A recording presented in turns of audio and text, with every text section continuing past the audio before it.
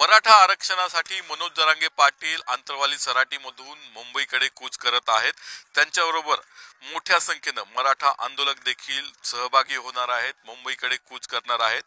मोठ्या संख्येने आंतरवाली सराटीच्या मैदानावरती पार्किंगच्या ठिकाणी मराठा आंदोलक जमलेले आहेत। त्यांचा या आंदोलनाच्या दरम्यान मुंबईकडे जाताना किंवा मुंबईमध्ये कसा दिनक्रम असणार आहे त्याचा प्रत्यय या ठिकाणी आंतरवाली सराटीमध्ये आज येतो आहे।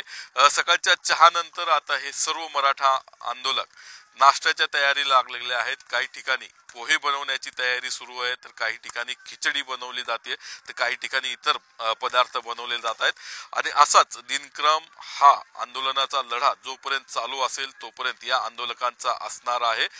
सर्व एकत्रित येऊन काम करतायत, कोणी मदत करू अथवा न करू, काय मुक्कामाच्या ठिकाणी सोय होऊ नाही तर नाही हो, मात्र हे पूर्ण तयारीनं आंदोलक आलेले आहेत, स्वतःच्या तयारीनं आलेले आहेत।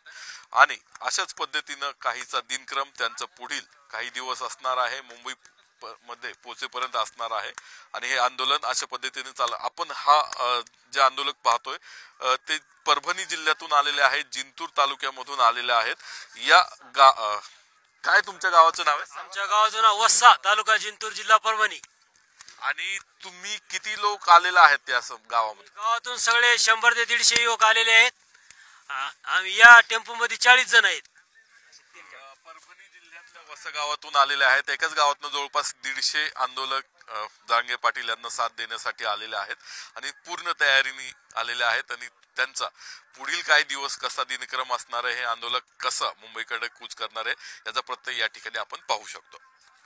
कॅमेरामन आदर्श कटकेसा, नितीन पाटणकर, साम टीव्ही न्यूज, आंतरवाली सराटी, जालना। देश विदेशातील प्रत्येक घडामोडींचे लाईव्ह अपडेट मिळवण्यासाठी आता साम टीव्हीच्या सर्व सोशल मीडिया प्लॅटफॉर्मला लाईक, फॉलो आणि सबस्क्राईब करा।